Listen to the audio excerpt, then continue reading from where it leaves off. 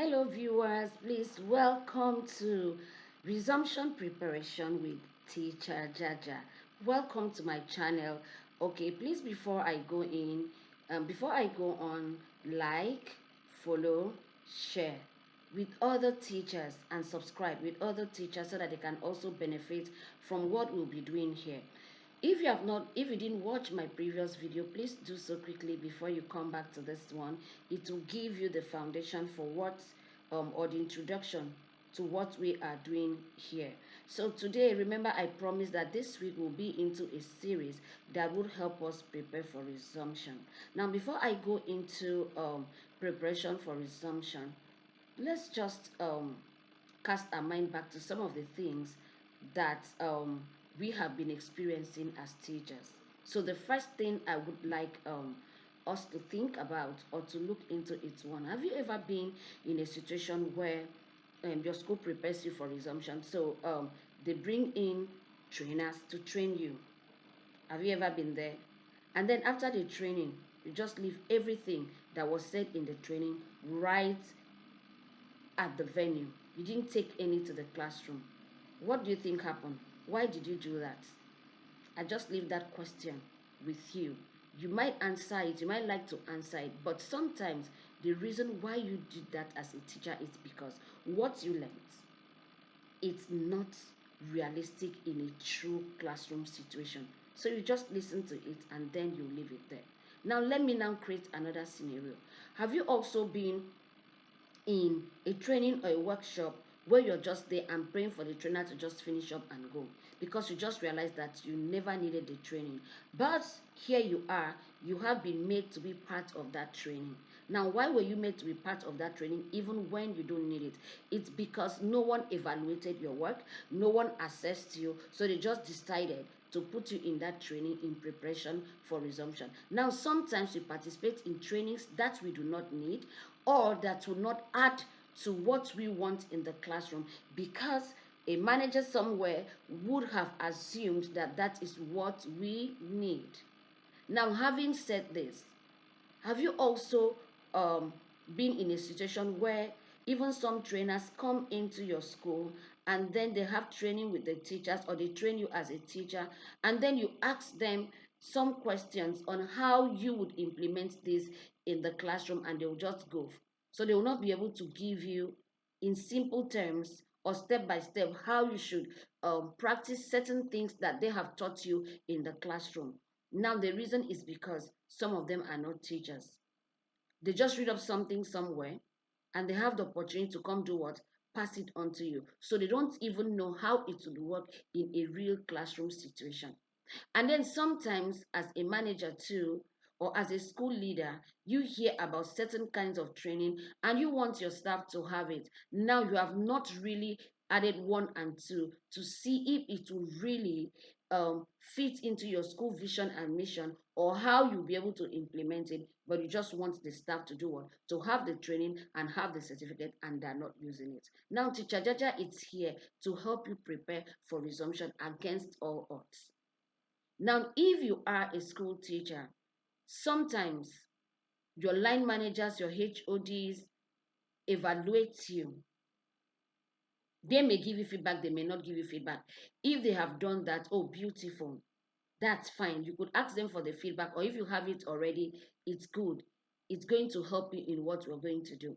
Now, if you're that part of, if you're in the part or in the group of teachers where your HOD or your school managers will not evaluate you, they will not assess your work, then welcome to my channel because I'm going to help you to do a proper self-assessment that would help you resume as a confident teacher ready to do what?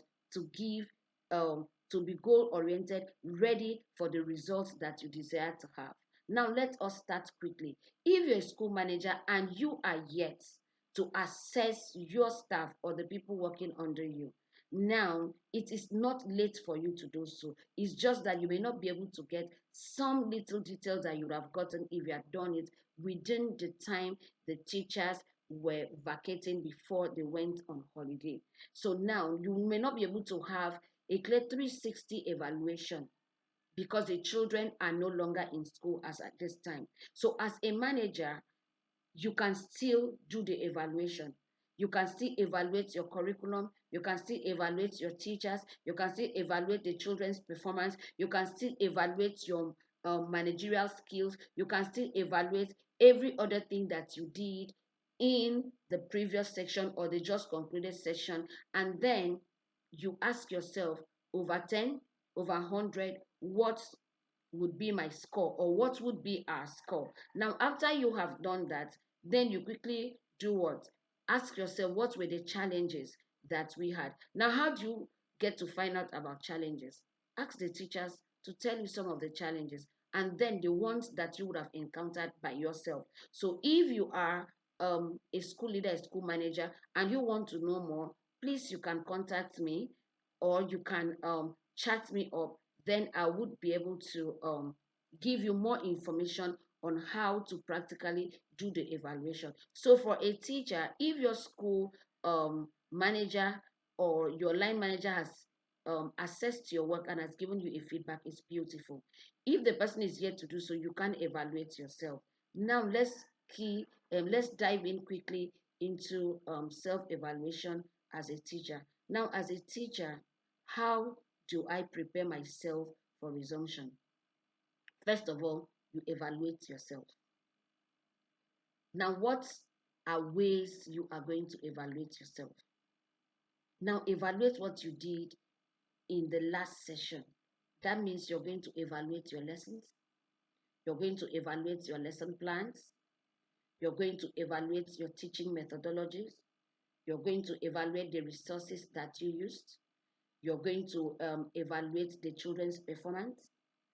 If it's possible, you're able to get direct feedback from the children, but you may not be able to get that because schools are on holidays now. But if it's possible for you to get some of that, it would be quite good for you. It will add up to your self-evaluation, and so you evaluate the resources that you used in the classroom. Now, when you're doing this evaluation, you have to evaluate all this, comparing it with something. Now, what are you comparing it with? The goal you were supposed to achieve. That is, if you set a goal. But if you did not set a goal, just give yourself a score. Over 10. If I were to evaluate my lesson over 10, what would be my score? Or if you want to do over 100, it's fine. If I were also to evaluate my lesson plans over 10, what would be my score? My teaching methodology over 10, what would be my score? The resources I used in teaching my lessons, what would be my score? Now, all the topics that I treated with the children, did I do justice to them? What would be my score if I taught well, or if I did a detailed work on them or not? Now, when you do this, you have been able to do what? To evaluate yourself in your lesson. Now, that is not the only thing you are going to be evaluating. Now, all these things I have mentioned that you're going to evaluate, you know you're going to do it bit by bit. That means that you will take your lesson, for example, and do a thorough evaluation of your lesson. Now, some of the rubrics you can use in your lesson are: one, how relevant is my lesson to the child today and to the child tomorrow? Now, if you're evaluating your resources, the question you're going to be asking yourself: were the resources adequate? Were they paper resources? Did I just put them down for my manager to see? Did I actually use them?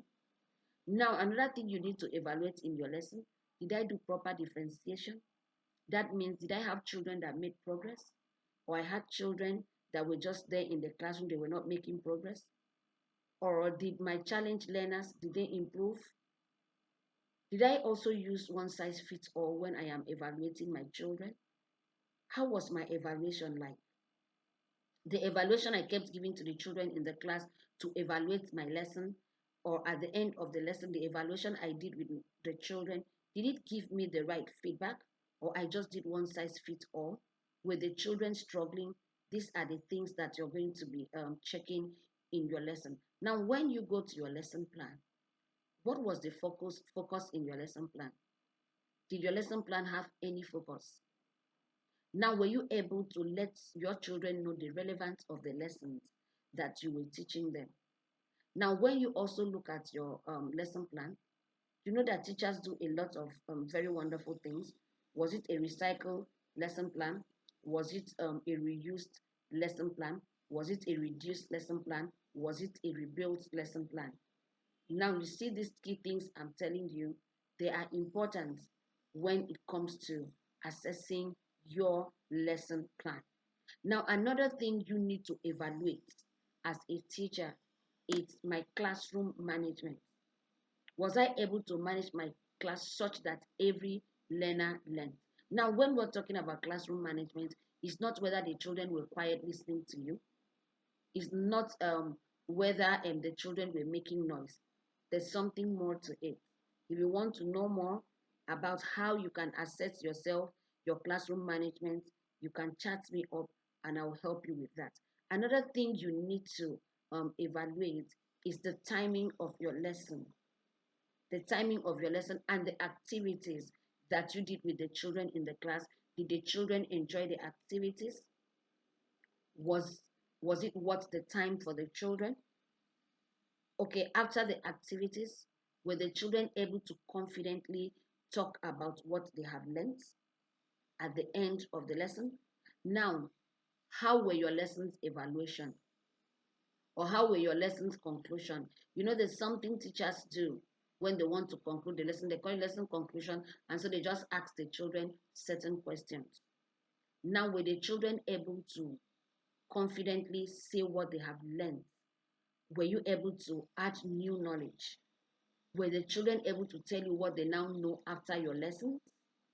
Or it was just a waste of the children's time? Now, as a teacher, these are the kind of self-evaluation you should do before you resume. Now, if you don't do this evaluation, you're going to resume using the same resources and having the same results, using the same teaching methodology and having the same results. Obviously, you're going to have the same challenges and you're still going to arrive at the same spot where you were last academic session. Now, if you don't want to remain at that spot, or if you don't want to have the same results, you desire for a different result, you want to be a better version of yourself, you want to have something new to present to the children, you want to have an effective lessons, effective processes in the classroom, and then you want your children to have better performance. I would say click, like, share, and follow me, because in my next video, I'm going to tell you how you are going to improve yourself further to prepare for resumption. Thank you for joining me. Bye-bye.